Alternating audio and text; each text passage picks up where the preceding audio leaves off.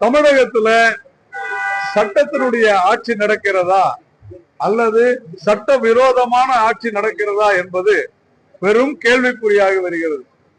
ஒவ்வொரு விவகாரத்திற்கும் நீதிமன்றம் தலையிட்டு தன்னுடைய கண்டனங்களை தெரிவித்து அரசு எப்படி நடந்து கொள்ள வேண்டும் என்ற அறிவுரை கூறுகிற அளவிற்கு இந்த அரசாங்கம் அராஜகம் மிக்க மோசமான ஒரு அரசாங்கமாகி வருகிறது.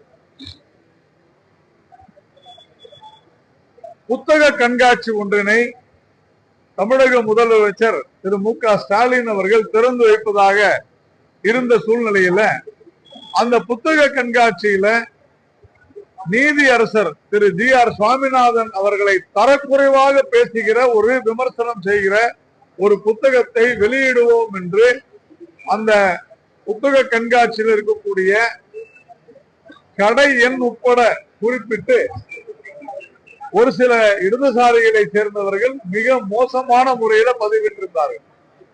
உடனடியாக இந்த விவகாரத்தை சொல்லி நடவடிக்கை எடுக்க வேண்டும் என்று நாம் கேட்டிருந்தும் கூட ஒரு நீதி அரசரை இப்படி தரக்குறைவாக விமர்சிக்கிறார்களே, தமிழக முதலமைச்சர் திறந்து வைக்கக்கூடிய ஒரு புத்தக கண்காட்சியில நீதிமன்றத்தை நீதிபதியை அவதூறாக பேசக்கூடிய ஒரு கடை இடம் பெறுகிறது. அதனால முதலமைச்சர் தன்னுடைய பொறுப்பை உணர்ந்து கொண்டு தார்மீக கடமையை உணர்ந்து செயல்பட வேண்டும் என்று கேட்டிருந்தோம். ஆனால் 3 நாட்களாக முதலமைச்சரிடமிருந்தோ அரசிடமிருந்தோ எந்த நடவடிக்கையும் இல்லாத சூழ்நிலையில இப்பொழுது இன்றைக்கு சென்னை உயர்நீதிமன்றம் இந்த புத்தகத்திற்கு தடை விதித்து உத்தரவு போட்டிருக்கு. இப்படிப்பட்ட ஒரு வெட்கக்கேடான ஒரு சூழ்நிலை தான் தமிழகத்துல நிலவி கொண்டிருக்கிறது.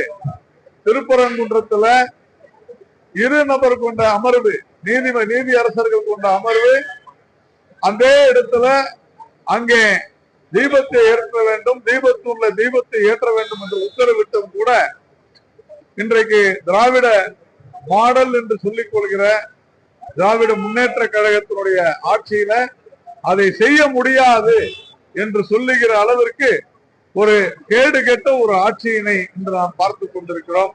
அதிலும் குறிப்பாக இந்த மாநிலத்தினுடைய சட்ட அமைச்சராக இருந்த ரகுபதி என்கின்ற ஒரு அமைச்சர், இப்போது இருக்கக்கூடிய அமைச்சர், அந்த அமைச்சர் மிக மோசமான முறையில நம்முடைய கடவுளையும் நம்முடைய தெய்வங்களையும் அவர் ஒப்பிட்டு